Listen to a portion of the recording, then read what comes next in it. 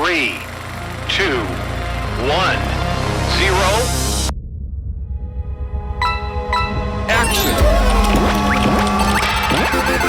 Ignition sequence start. Wanna Geeks.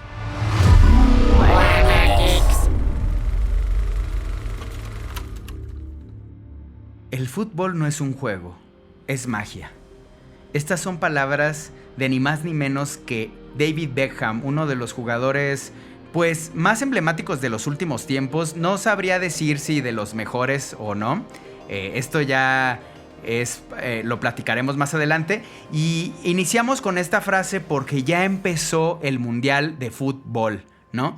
Y para eso nos acompaña, además de, como siempre, nuestro gran analista de Wanna Geeks, Joaquín. ¿Cómo estás, Joaquín? Muy bien, Ricardo. Mucho gusto de estar aquí. También el gran periodista deportivo Oscar Mota. Tuve el placer de trabajar con él hace algunos años y ahorita él se encuentra en el Heraldo dando las noticias deportivas. ¿Cómo estás, Oscar? Un honor tenerte. Al contrario, mi querido Ricardo, te agradezco muchísimo la invitación. También, por supuesto, a Joaquín, a todos tus escuchas. Y pues vamos a darle. Y bueno, esto es Wanna Geeks y comenzamos. Antes de entrar de lleno, quiero dar un poquito un contexto. Este es un mundial muy polémico, ¿no? Porque es en Qatar, el Mundial de Qatar 2022. Y es que este país es bastante complejo y bastante polémico por lo que representa y por la violación de los derechos humanos que se han establecido, digamos, en este mundo actual y globalizado, que bueno, se los pasan como muy por alto. Y entre cosas que prohíben es la demostración de homosexualidad, ¿no? Digamos, la libertad de la mujer está súper coartada. O sea, es una cosa ahí, un poquito o un mucho escalofriante. Y bueno, a ver, un contexto rapidísimo. Creo que de fútbol no hace falta contextualizar tanto. O sea, es yo creo que el deporte más famoso del mundo. El mundial inicia como por 1930. Y bueno, ¿sí? Desde ahí se hace cada 4 años. Y bueno, ha sido casi ininterrumpido más que en la Segunda Guerra Mundial, ¿no? Que fue en 1942 y 1946. En esos años fueron los únicos que no se llevó a cabo el Mundial, pero desde ahí ya es un emblema del mundo y de la unión del mundo, y se supone que de los derechos y de la libertad de expresión y todo esto. Por eso es un poco extraño que esté en Qatar. Bueno, dicho este contexto, quisiera preguntarte, Oscar, ¿cuál es tu opinión respecto a que el fútbol se haya convertido en un evento tan importante a nivel mundial? Es decir, ¿qué tiene? Yo creo que, como dice Beckham, es más que un deporte, pero quisiera escucharte, Oscar. Gracias, amigo, y reitero nuevamente el agradecimiento a la invitación y saludar a todos. Espero que no le pongas tú como de esos pips si de repente se me sale alguna peladez, pero pues entenderás que crecí en la Ciudad de México, entonces pues seguramente no lo terminaré comentando. A ver, creo que hay varias cosas y voy a tratar de ser breve. La frase que bien citas de parte de David Beckham es una de tantas que existen alrededor del fútbol. Yo me quedo con una a la cual se le atribuye a 2 personas, pero yo me quiero quedar con el ex técnico italiano Arrigo Sacchi, el cual decía que el fútbol es la cosa más importante de las cosas menos importantes. También se le atribuye a Jorge Valdano, que fue campeón con la selección de Argentina y que actualmente es un analista top, porque además escribe libros y ve el fútbol desde una parte social, ¿no? Algo que a mí también me gusta mucho revisar. Entonces, si nos ponemos obviamente a meterle un poquito como de ese tipo de frases matonas, ¿no? Como de ese tipo de frases que de repente nos decía la mamá, esos dichos de la abuela que uno no entendía hasta que ya tiene hijos o hasta que está peleando con la quincena y lo que sea.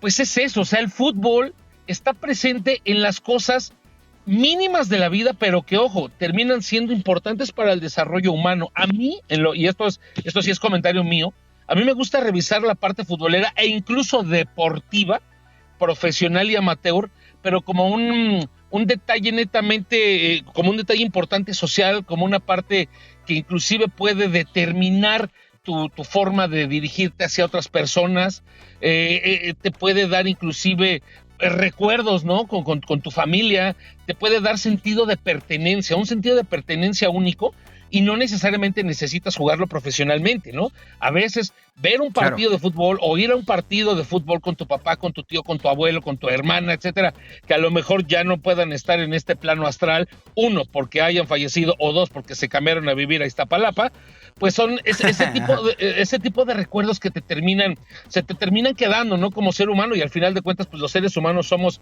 casi un 90% nostalgia y otro 10% de acciones al día.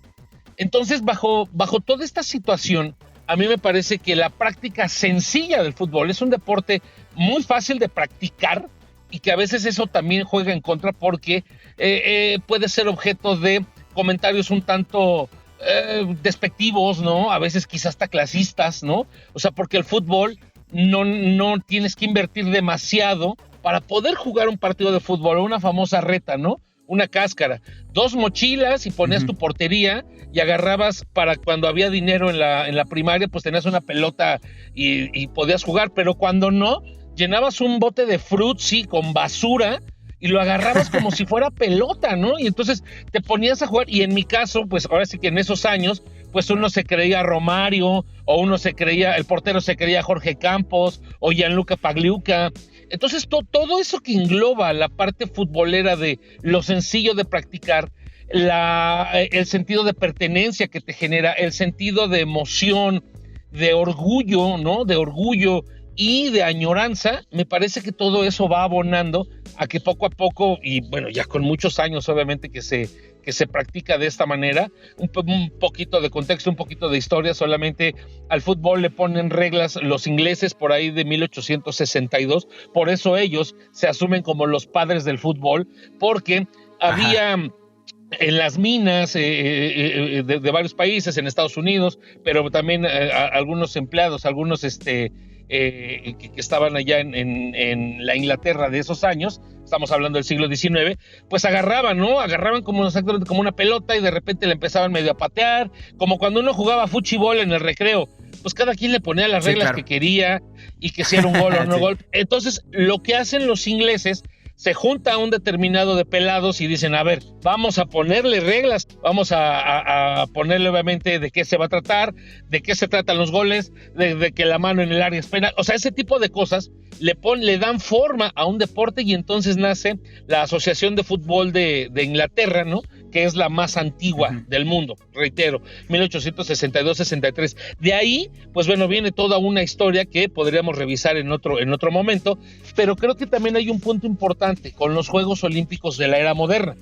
Los Juegos Olímpicos de la era moderna se reactivan en 1896 por el barón Pierre de Coubertin, francés, y entonces, pues obviamente tratan de recuperar toda esta historia de antiguos deportes que se practicaban, ¿no? La lucha olímpica, el famoso maratón, y algunos otros tantos que se fueron incorporando con deportes que obviamente no tenían los griegos en ese entonces.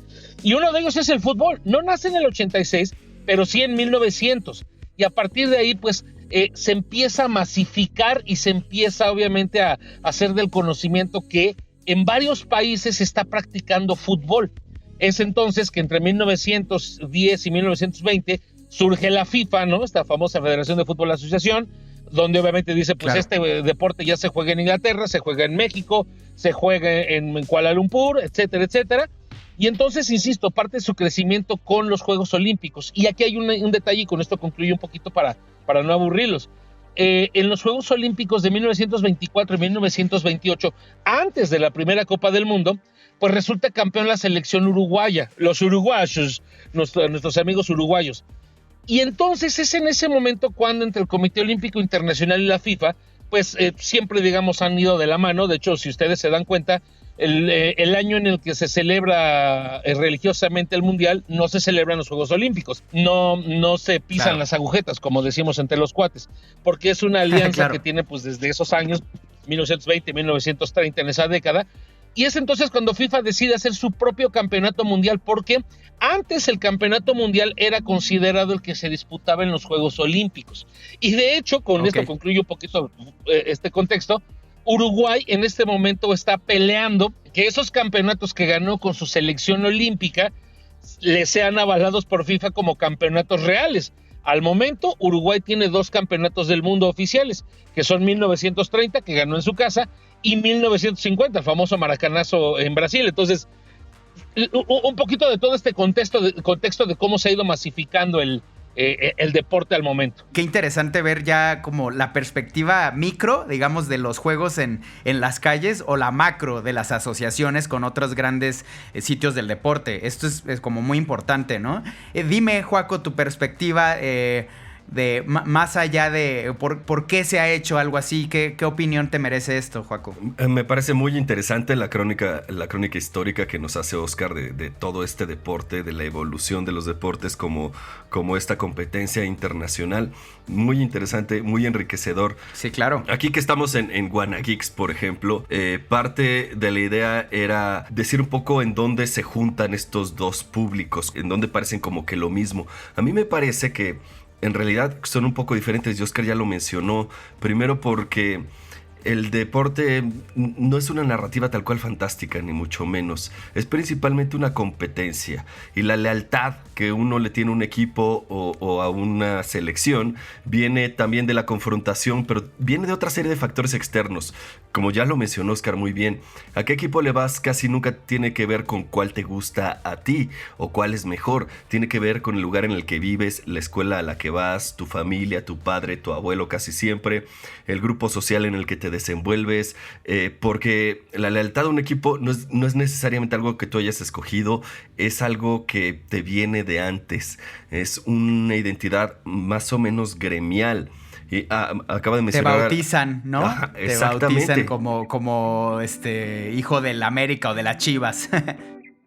Exacto, y te incluyen dentro del fandom. Me encanta la palabra, ese bautizo gremial, me encanta. Hay otra frase que dicen que es más fácil cambiar de esposo o esposa que de equipo. Exacto, porque el equipo ya, a la esposa sí la escogiste, el equipo como que no. Entonces los Pumas son un buen ejemplo de este tipo de lealtad de la universidad, del círculo de cuates. Muy probablemente tus papás también sean universitarios y también le iban a los Pumas.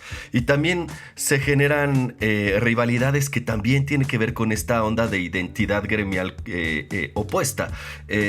Solo hay que ver, por ejemplo, las altas y bajas pasiones que levanta el Club América en aficionados y detractores. Y mucho de eso también tiene que ver con su historia, con sus dueños, con la relación con el fútbol mexicano como sistema de poder, y no tanto con la cancha. Son identidades que vienen desde antes y que se están enfrentando. Entonces creo que en esto es muy diferente a lo geek, porque normalmente los geeks tenemos gusto por un producto cultural que ahora sí nos gusta a nosotros y ya. No viene como parte de nuestra identidad heredada, sino sí es algo que escogemos. Entonces aquí es, digamos, la primera diferencia que yo encuentro, aunque más adelante quizá relataré muchas de sus similitudes. Pero a mí me gustaría escuchar más a Oscar. Interesantísimo, a mí me insisto, yo me voy a quedar mucho con esto de identidad gremial porque no podría estar más de acuerdo.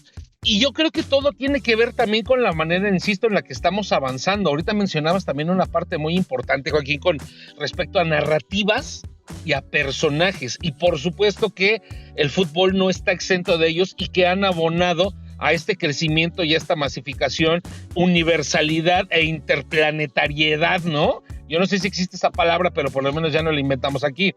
Y uno de estos personajes tenemos que hablar de Pelé, ¿no? O sea, ¿quién no ha escuchado el nombre de Pelé? No necesitas ser un doctorado en fútbol, no necesitas pues saberte que es el único futbolista al momento en tener 3 campeonatos mundiales, ¿no?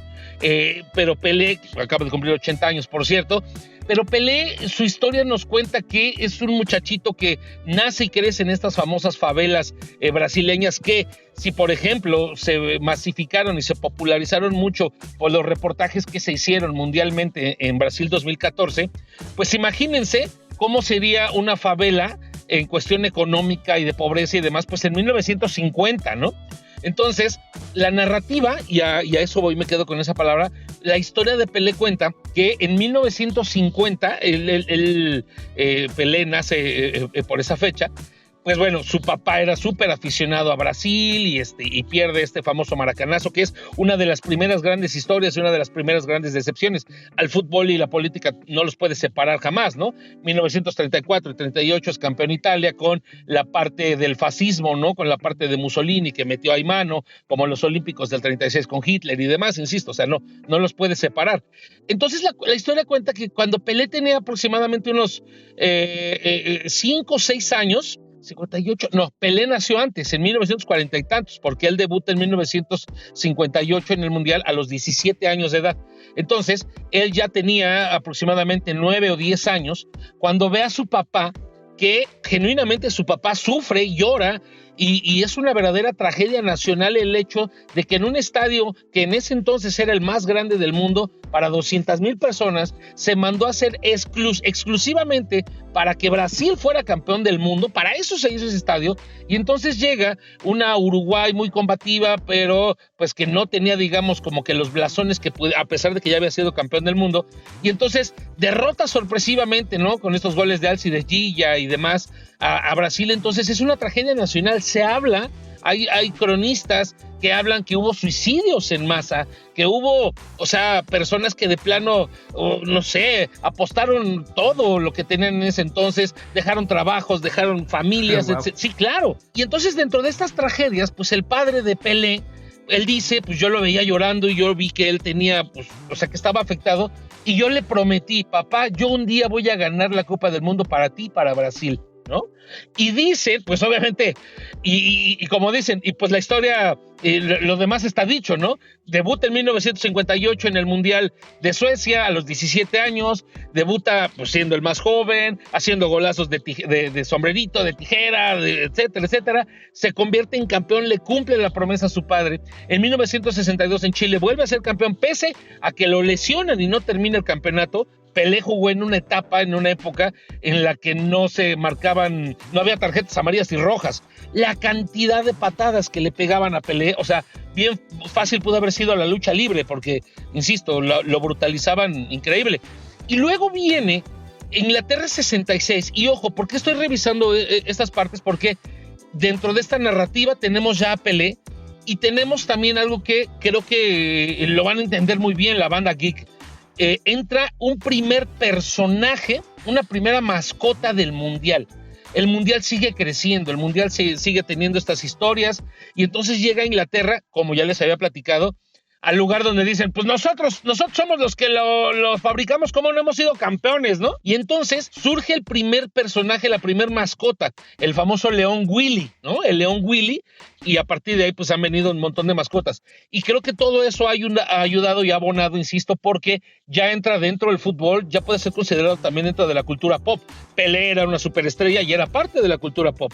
Viene el León Willy, donde obviamente ya se empiezan a hacer, pues, qué vasitos, qué vasotes, qué calzones, que gorras, que etcétera, ¿no? Un montón de cosas que a partir de ahí, ¿no? Ya viene Juanito 70, y viene por ahí Naranjito del 82, y Striker de Estados Unidos 94, y Footix del 98, y así hasta llegar a este turbante, ¿no?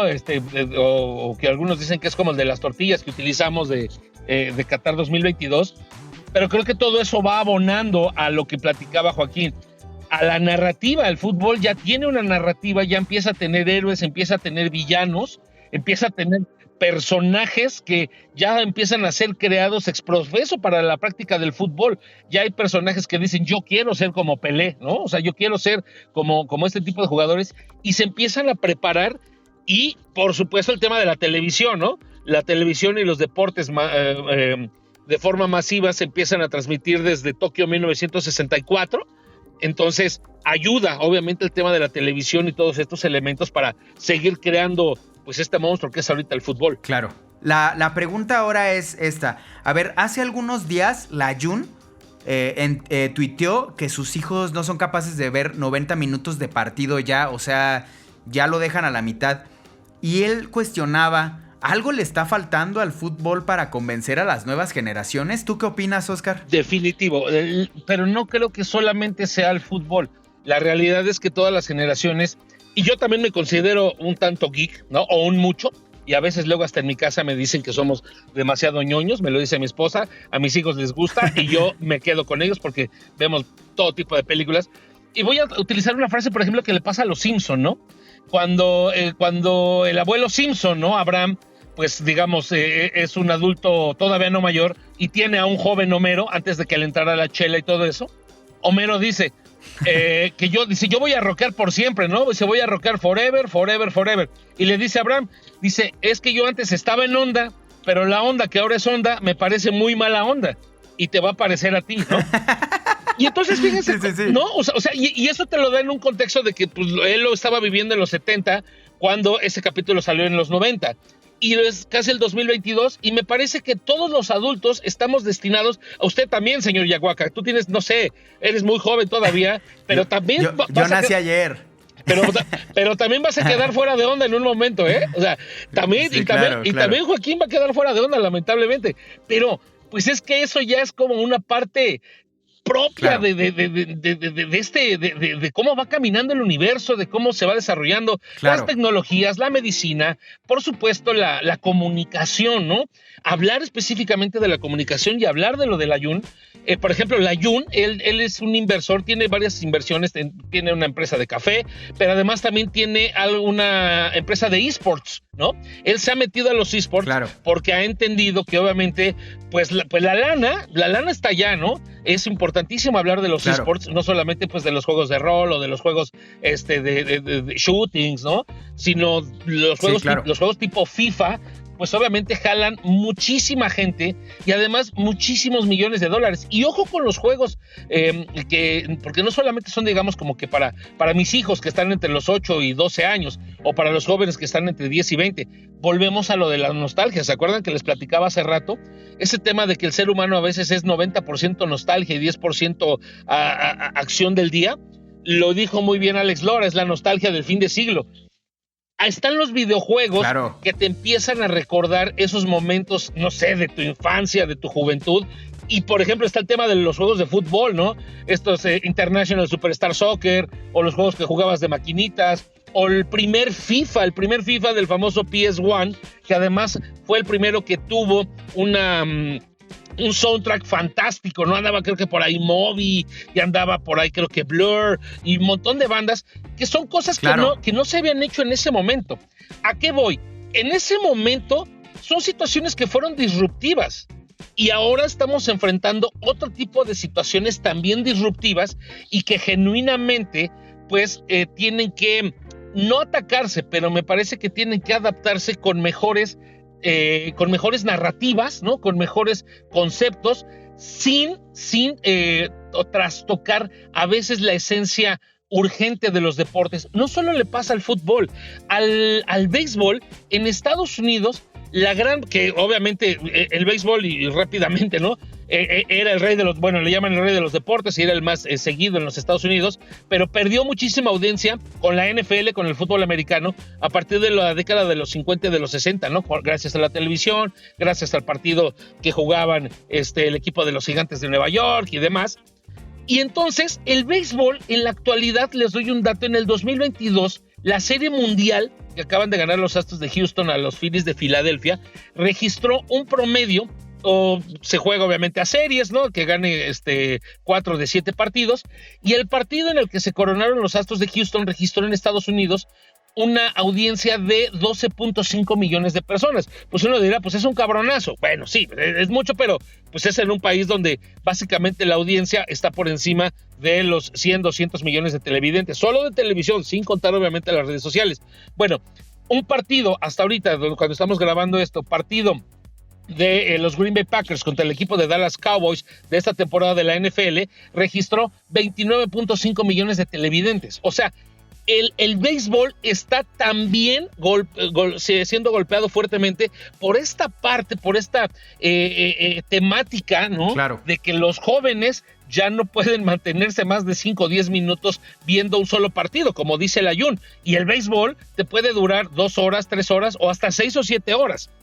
Qué interesante lo que dices, Oscar, porque sí, exactamente, ahora que empiezas a nombrar los videojuegos, el International Superstar Soccer con el Super Nintendo y todo esto, esto es otro de los grandes puntos, ¿no? El fútbol trasciende a la cancha, ¿no? ¿Y a qué me refiero? Lo trasciende en las caricaturas, en el videojuego.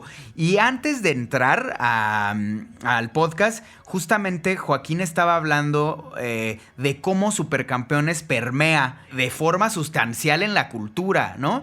Y bueno, quisiera, Juaco, que nos hablaras de esto, cómo el fútbol trasciende la cancha misma y toma otras formas que nos ayudan a poder adquirir el fútbol. Platícanos tantito de esto, Juaco. Una cosa muy importante que hay que saber de este tipo de deportes de conjunto, así como los conocemos hoy en día, es que desde su inicio tienen el propósito de crear una identidad territorial acorde al modelo de Estado-nación y moldear un tipo de ciudadano, particularmente de hombre ciudadano, a la visión de esta nueva nación que se está formando, que es más o menos algo que vimos cuando hablamos de Pinocho.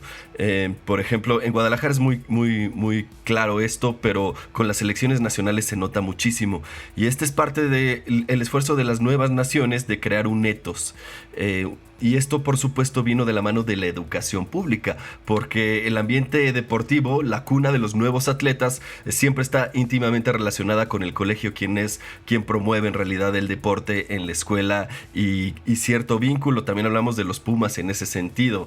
Ese fue como en los inicios de los que hablaba Oscar, en los 30s o antes, fue el vehículo principal de nacionalización de las conciencias de los jóvenes. Y no solo eso, sino que también, y hablando de los personajes de los que hablaba Oscar, esta idea de nación, se hablaba mucho entonces de la raza, pero no es la raza en el sentido étnico del que hablamos hoy, sino como por mi raza hablará el espíritu, es decir, se crea este mito de la raza de bronce que engloba a todos los mexicanos independientemente de su origen étnico.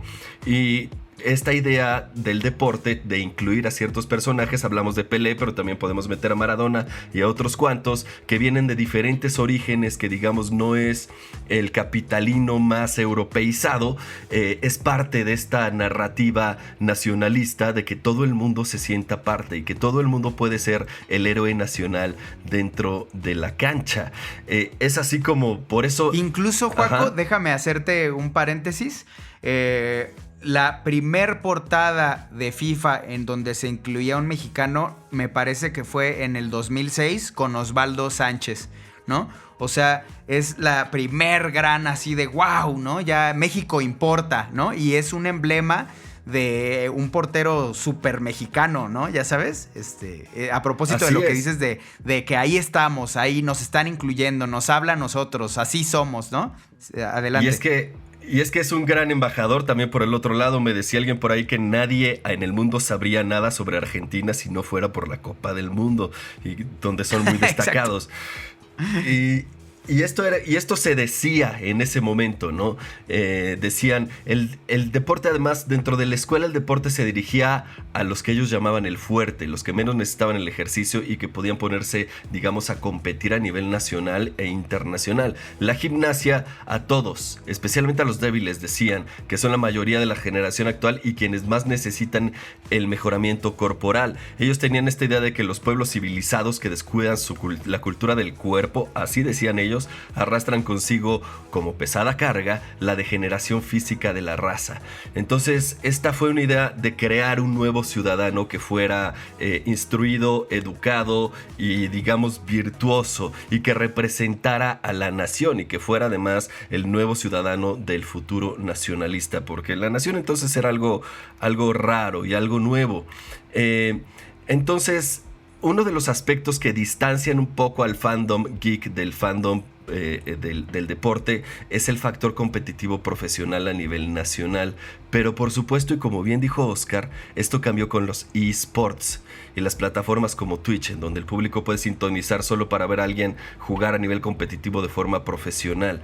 El eSport, y ya lo habíamos comentado cuando hablamos de League of Legends, tiene en realidad su gran auge cuando Corea del Sur, como nación, empezó a organizar y patrocinar Pro Gaming, legislando para que cada vez obtengan más espacios, que se considere como una aspiración y una carrera viable, e incluso irrumpiendo el campo escolar con talleres y torneos dedicados.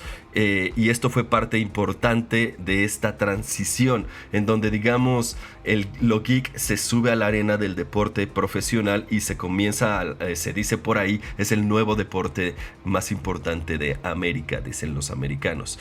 Entonces, ahí es cuando también empieza a entrar la onda de identificación con el Estado-nación por parte del eSport. Lo hablamos cuando estábamos hablando de League of Legends. Llegan las selecciones nacionales de Corea, la de Estados Unidos, la de Alemania, y se empiezan a pelear. Y entonces van con una bandera por detrás como si fuera un mundial de fútbol, y creo que ahí es donde se empieza también a borrar un poquito la línea, aunque sigue siendo el deporte, digamos, el campo de sentido en donde hay más cultura del cuerpo, donde además, a mi parecer, si ustedes han jugado deporte de conjunto, surge una especie de comunicación no verbal que yo creo que solo surge ahí, en la cacería y en la guerra.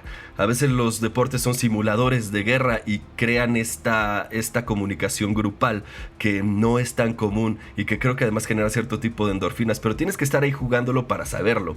Como fandom, es donde yo creo que hay muchas más empalmes entre lo geek y entre el deporte. Y ahí es donde se nota muchísimo, no nada más, a veces, por ejemplo, el amor a la camiseta. En mis tiempos era mal visto tener una camiseta de Superman, era como vergonzoso. Y ahora es normalizado. Sin embargo, los fans del deporte nos llevan la delantera desde hace muchos años en este departamento. No solo llevan una camiseta de un equipo con sus logotipos, sino que a veces es la camiseta de un jugador con su nombre y su número.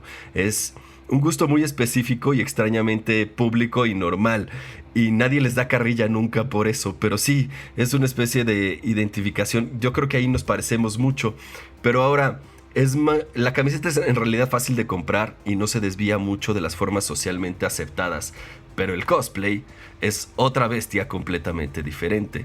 Desde el body paint hasta elaborados disfraces que van de pelucas, penachos.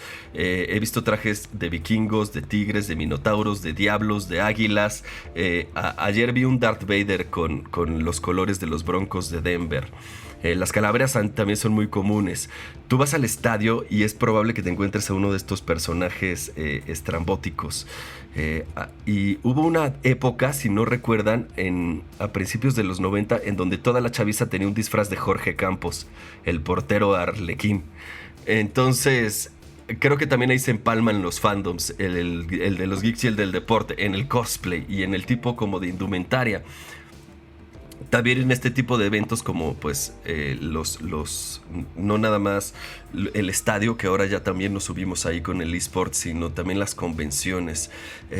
Puedes encontrar a gente que tiene esta identificación que, repito, no es gremial con los nerds, pero si tú vas disfrazado de un Power Ranger verde, que en paz descanse, y encuentras a otros dos, pues como que estás medio obligado a tomarte una foto con ellos, ¿no? Aunque no los conozcas. Son un equipo espontáneo que se forma ahí, nada más basado en lo que a los tres les gusta, de manera un poquito demasiado intensa. La intensidad es en realidad lo que define al geek, desde irse a las mayores minuciedades del deporte, en este caso, quién tiene la mayor estadística, cuáles son las historias de los equipos, cuáles son en realidad las condiciones en las cuales se enfrentan, y que alguien muy fan del deporte te puede decir todo eso, algo que no puedes saber nada más de ver un partido ocasionalmente, y te va a faltar toda esa capital cultural que de repente pues un fan del fútbol sí tiene, y que recibe ciertas endorfinas de saber a lo que se están refiriendo, como quien reconoce un superhéroe en una película de Marvel. Creo que ahí también se parecen muchísimo, es lo que se llama el capital cultural, especialmente en deportes como el béisbol, como el americano, y es que en esta atención a los hechos, las fechas y las estadísticas entra un nuevo factor que empezó quizá por ahí de 1890 y tantos, 96 me parece, con la primera tarjeta de béisbol que se pintó en Estados Unidos, y el negocio de las tarjetas ha crecido muchísimo. Primero fueron nada más las tarjetas con un jugador famoso, después empezaron a incluirse las estadísticas, y después se convirtió en un asunto como de colección, para llegar a una época más o menos entre los 80s y los 90s, que incluso es la época en la que es la época negra del cómic también, en donde surgen los especuladores y los coleccionistas, en donde un solo número o una sola tarjeta puede valer millones de dólares. Este es el caso, por ejemplo, con Panini. Panini, 3 hermanos lo fundaron en 1961 y casi de inmediato obtuvieron los derechos de la FIFA para imprimir tarjetas de jugadores, pero su éxito explotó en el Mundial de 1970 de México y se volvieron un éxito local en Italia, lo cual impulsó a la empresa para convertirse en el gigante internacional que es hoy en día.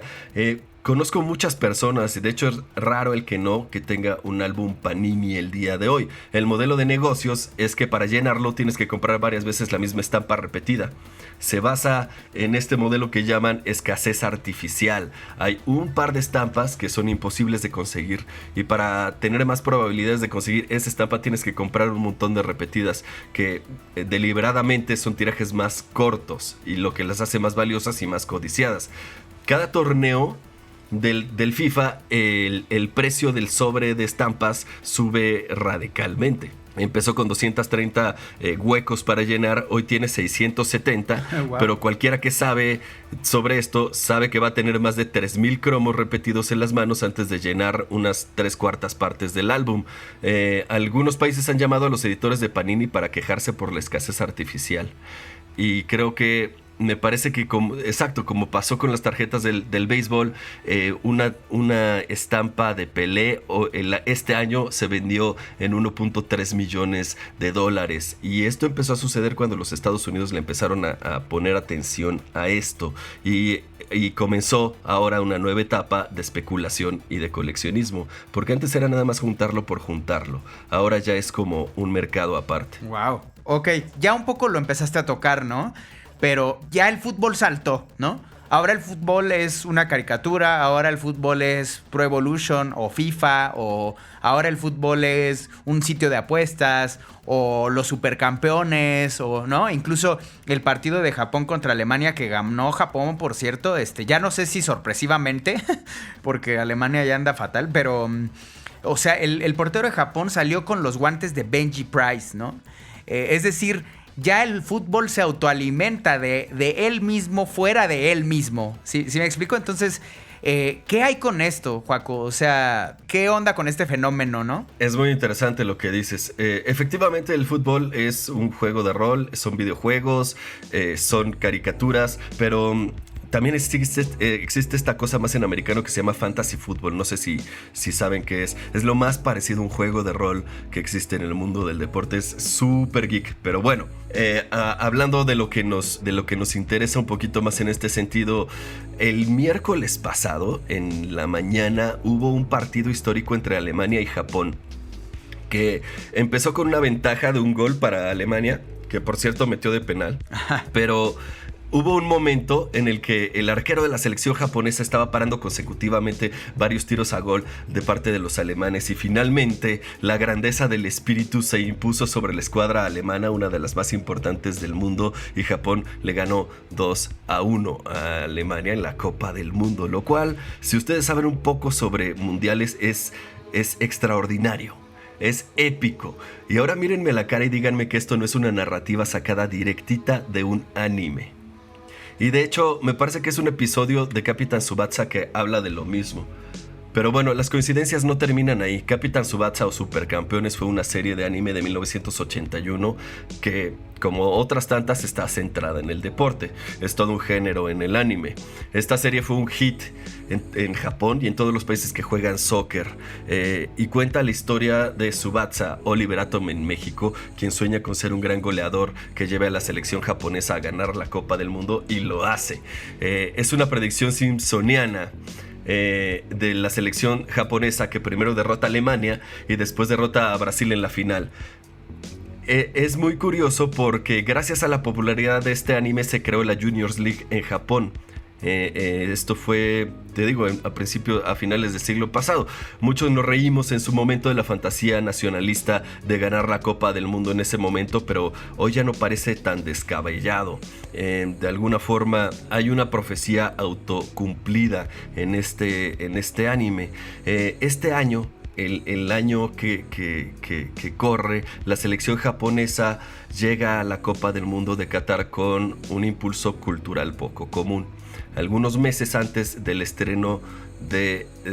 Qatar, se estrenó el anime Blue Lock, que es como Supercampeones. Relata el tour de force de un equipo japonés para ganar la Copa del Mundo. Supercampeones fue quien abrió la puerta a Japón para el deporte del balompié. Fue en realidad gracias a Supercampeones que se introdujo el gusto al fútbol soccer dentro de la juventud japonesa en su momento, hasta llegar a una selección nacional y hasta donde están ahorita. Para este año, el creador de la serie de Blue Lock, la nueva serie de anime sobre soccer, Yasuke Nomura, fue contratado para diseñar el uniforme de la selección japonesa.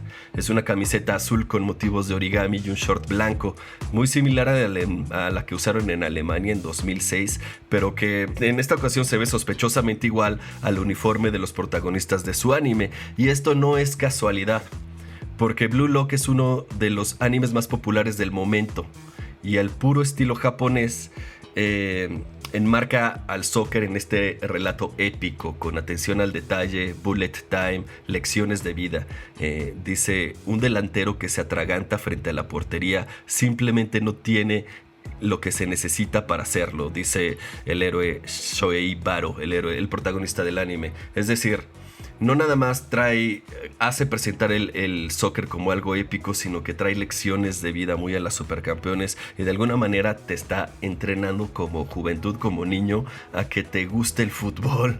Y como ya hemos señalado en otras ocasiones, Blue Lock es parte del esfuerzo del Departamento de Cultura de Japón para hacer el soccer parte de la conversación entre la juventud japonesa, que se interesen por el deporte, y usar esta plataforma geek para hacer diplomacia cultural en el escenario internacional, que es la Copa de FIFA. Como ya hemos dicho, el primer objetivo de la diplomacia cultural es su propio pueblo.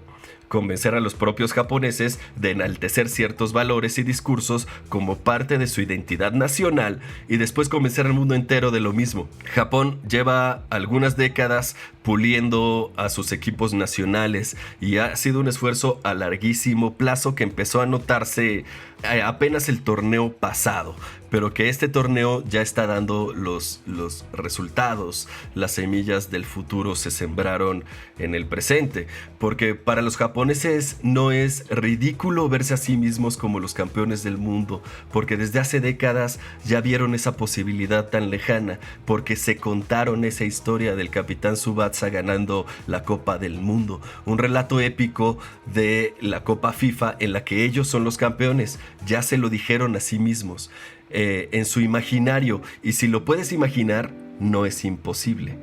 Todo invento, todo logro nace primero en el ensueño, y este es un esfuerzo cultural de Japón que cambió las percepciones y que tiene el poder de cambiar la realidad por lo mismo. Wow.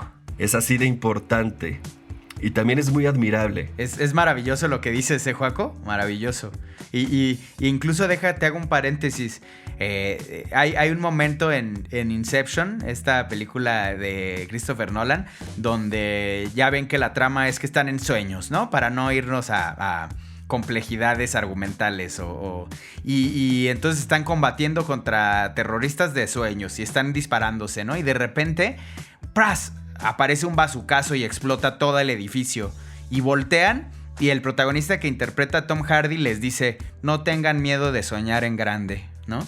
Y es un poco la sugerencia y lo que estás diciendo de Japón, de que ellos no tienen miedo de soñar en grande, ¿no? Y luego, a lo mejor tú te puedes reír o yo me puedo reír, pero como tú dices, cada vez es más evidente el dominio que tiene Japón en el fútbol, y en un lapso de tiempo de nada, ¿eh? Hace 20 años eran pues puras risas, y ahorita pues ya le pueden ganar a Alemania remontándolos en un mundial. O sea, y este es el efecto de las cosas pop o geek en el autoconsumo y la motivación, ¿no? A mí me parece hermoso, pues. A mí también, y me parece épico, y te dice lo importante que son las narrativas, el tener esta narrativa heroica y atreverse a imaginarse un logro, porque si te lo imaginas, no es tan difícil de lograrlo, es una posibilidad que ya existe en tu cabeza. Y hablando de estos personajes, pues existen por supuesto Pelé y Maradona, que son los niños de barrio que empezaron desde abajo y con gran talento y gran esfuerzo lograron representar a toda su nación y llevarlos no solo al escenario mundial, sino a dominar el escenario mundial. Y también sobre la educación, es decir, estos modelos a seguir, estos héroes nacionales que nos vamos creando, pueden moldear generaciones futuras. En los 90s Michael Jordan fue protagonista de videojuegos, películas de animación, pero sobre todo mascotas de caja de cereal, es decir, estaban las cajas de cereales. Y esto es muy importante. La figura del profesional que más domine en estos medios va a ser la aspiración de la generación futura. Cuando Neil Armstrong salía en la televisión, los niños querían ser astronautas. Y fue en los siguientes años el boom del estudiante de ciencias. Cuando Michael Jordan salía en las cajas de cereal, todos querían ser basquetbolista. E incluso hubo como que un boom de la cultura afro, pero con este tono de básquetbol, las camisetas grandes, los tenis Jordan, cosas así. También a quién queremos encumbrar, quién queremos que sea el ídolo de la próxima generación. Y efectivamente se crean héroes y villanos. Es muy triste, por ejemplo, la historia de Matías Sidelar. Era seleccionado de fútbol austriaco, y cuando el Tercer Reich le pidió que jugara para ellos y se negó muy abiertamente y habló en contra de ellos, después apareció muerto en su departamento, y dicen que fue el Tercer Reich, porque para este tipo de naciones es muy importante saltar a la arena internacional. Lo que ya dije de Argentina, pero también sucede en España, sucede en Brasil, en donde el fútbol es un gran embajador y tiene embajadores que son los jugadores, que son embajadores para el mundo, pero también para sus propias naciones. Están diciéndole algo a su juventud y a sus generaciones futuras. Wow, es hermoso. Y con esto pasamos a los datos curiosos y luego ya las conclusiones. Pero antes, permítanme enviar a un corte comercial y ahora regresamos a Wanna Geeks. Bueno, pues estamos de vuelta directo a los datos curiosos. Y sin más preámbulo, comienzo. A ver, el autor del primer gol de un mundial de fútbol fue el francés Lucien Laurent.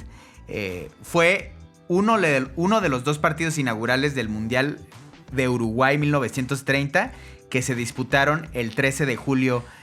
Concretamente fue Francia y México en el estadio Pocitos. Así que México está involucrado en la historia del fútbol hasta el tuétano, ¿no? Otro dato curioso es que, de nuevo con un francés, ostenta el récord de goles marcados en una única edición del Mundial de Fútbol.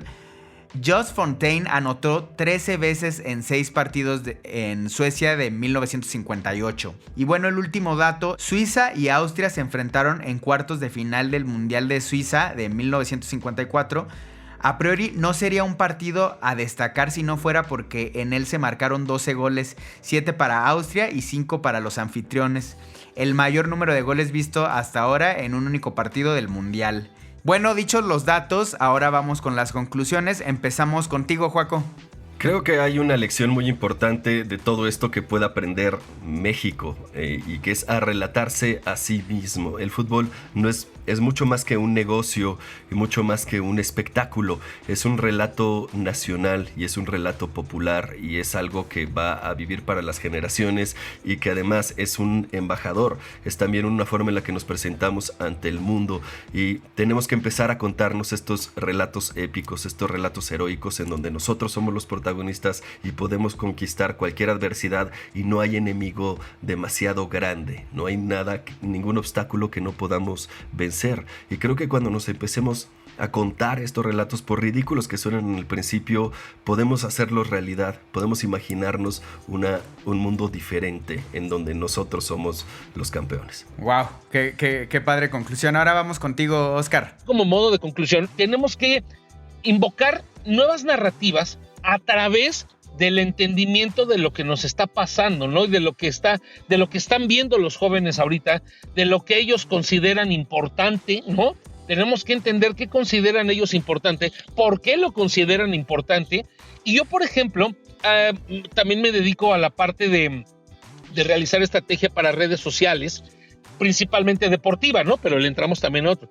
Y yo de lo que hago mucho en el benchmarking, yo no tengo miedo de poder emplear cosas que a lo mejor yo vi que utilizó un restaurante y lo puedo emplear para, o sea, le trato de ponerle coco, de ponerle creatividad, de ponerle algo que nos deje algún mensaje importante y que funcione a mi comunidad deportiva que estoy utilizando. Y creo que eso es algo que se tiene que hacer ahorita. Con los deportes, ver la manera en la que se pueden incorporar las nuevas tecnologías, lo que son obviamente Twitch, lo que es obviamente TikTok, porque ahorita muchos periodistas o muchos comunicadores de más de 30 años les da hueva meterse a TikTok porque dicen, ay, eso es de chavos, mi rey, eso es lo que tienes que hacer ahorita, porque además ahí te pone un reto importante a cómo vas a comunicar, a cómo vas a explicar, a cómo vas a analizar. Y el deporte tiene que entrar también en esa dinámica. Luis Enrique, el técnico de la selección española de este Mundial de Qatar, que inició ganando 7-0 contra Costa Rica, está haciendo algo increíble, disruptivo, que me parece que abona mucho a esta conclusión y a lo que dice la Jun, y creo que por ahí va esta situación y hacia donde yo me quiero referir. Luis Enrique está llevando a la tercera selección más joven de todo el Mundial, con un promedio de 22 años, y de entre ellos, 9 jugadores son menores de 22 años, ¿no? Entre ellos está Gavi, que inclusive le acaba de ganar el récord a Pelé como jugador más joven en un Mundial, y todo esto, pues al momento de llegar a este gran foro, pues Luis Enrique, como un verdadero líder, como un gestor de grupo importantísimo, dice, a ver, pues todos estos chavos, así que perdón la palabra, y esta es palabra mía, no de Luis Enrique, pues todos estos chavos corren el riesgo de que sean muy buenos, pero son chavos y se pueden cagar, ¿no? O sea, les puede dar frío por el escenario, por la manera que está sucediendo. ¿Qué voy a hacer yo? Y lo que hizo Luis Enrique es, se sacó un canal de Twitch y dice, a ver, la prensa me inventa cosas y, a ver, si me van a querer inventar cosas, entonces que sea justo lo que yo voy a decir. Y me voy a volver streamer. Y eso lo dijo 2 días antes de que iniciara la Copa del Mundo. ¿Qué es lo que hizo? Jaló toda la atención que pudiera haber para sus futbolistas jóvenes y se la llevó hacia él. Entonces, él se conecta a Twitch, tiene su primer stream, su primera conexión, tuvo más de 1 millón de impactos y pues se puso a hablar, a contestarle a los aficionados que obviamente no son periodistas y entonces, que bueno, esa es otra charla que podríamos revisar después, pero pues su audiencia le preguntaba, oye Luis Enrique, ¿qué desayunas antes de un mundial? Ah, no, pues no sé, un jugo y unos huevos y no sé qué. O sea, le hacían preguntas, digamos, como que tan comunes, tan terrenales, que ojo, el periodismo puede aprender de ahí, pero que obviamente faltaban un poco de análisis. Y esto es lo que están teniendo ahorita los actores deportivos, que prefieren este tipo de reuniones con streamers, con youtubers, porque bueno, están obviamente para charlar, no están para analizar o para ser cuestionados. Pero bueno, insisto, creo que esa es otra plática, ¿no? Para otro momento. Con lo que yo me quedo es con este hecho que hizo Luis Enrique, este hecho disruptivo, en el que él como técnico, y que muchos decían, güey, es que tienes que estar al pendiente de tu selección, ¿cómo te vas a poner a perder el tiempo en redes sociales? Sí, papi, toma. Me puse a ser streamer y puse a mi selección a ganarle 7-0. Es una de las goleadas máximas, no es la máxima, por ahí está un 10-1 de Hungría en 1982, pero insisto, le quita presión y además, insisto, se vuelve un actor de liderazgo y de encajar con la chaviza, ¿no? Como dicen por ahí. Qué gran conclusión, Oscar, muy vasta, muy sólida y para hacernos pensar. Y bueno, yo lo que tengo que decir es, como comencé el podcast, yo creo que el fútbol no es un juego, es magia, como dice Beckham, porque yo me remito a mi infancia y yo creo que el mayor ídolo ser humano que yo tuve fue Osvaldo Sánchez, y de verdad lo digo así como con el corazón en la mano. Osvaldo Sánchez me invitó a soñar. Osvaldo Sánchez me hizo darme cuenta que todo era posible, porque aparte Osvaldo Sánchez no era un niño privilegiado, era un niño que lo encontraron en las canchas, así como Carlos Salcido, que él era así de, yo me la rifé bien grande, creo que como a los 18 años lo vieron, y esas narrativas nos hacen darnos cuenta que todo es posible, y por eso creo que efectivamente el fútbol es más que un juego, es magia. Y pues nada, aquí estamos hablando de fútbol, aquí estamos emocionándonos. Y pues de nuevo, muchas gracias, Joaquín, por tus análisis maravillosos. No, gracias a ustedes. Y de nuevo, muchas gracias, Oscar, por toda la sustancia que nos regalaste. No, hombre, mi querido Ricardo, muchísimas gracias a ti, Joaquín, increíble, gracias por este espacio. Verdaderamente creo que son de los lugares donde uno se siente querido, donde se siente unido, pero además son de estos espacios que ustedes hacen, espacios necesarios, porque vuelvo a lo mismo, el entender dónde se está escuchando, el entender qué es lo que ahorita los jóvenes, y ya no tan jóvenes, pues están conectándose para tener nuevas ideas, nuevos proyectos o inclusive pues poder afianzar algunos conceptos que tengan. Créanme que la he pasado muy bien. Y pues sí, o sea, la realidad es que el tema de fútbol y el tema geek está siempre de la mano, no solamente videojuegos, películas, ¿no? Ya no pudimos revisar el tema de películas, que lo podríamos revisar después, que también ayudó muchísimo. El propio Pelé participó con Sylvester Stallone en la década de los 70s, o cómo olvidar esta película con Santi Muñez, la voz del Rayo McQueen, siendo gol, ¿no? Que jugó en el Real Madrid, ¿no? O sea, todo este tipo de cosas, ¿no? Engloban y fortalecen y nos han llevado hasta lo que tenemos ahora en este Qatar 2022. Y aguas, que viene el Mundial de Norteamérica, donde seguramente en 4 años tendremos otras tendencias y otros detalles para analizar. Pues ahí lo tienen, Oscar. Muchísimas gracias por haberte tenido. Magnífica tu participación y tu conclusión. Y bueno, pues me despido. Gracias, Héctor, en los controles, Javier Martret en producción general y Luisa Cantú en dirección general. Esto fue Wanna Geeks y nos escuchamos para la próxima.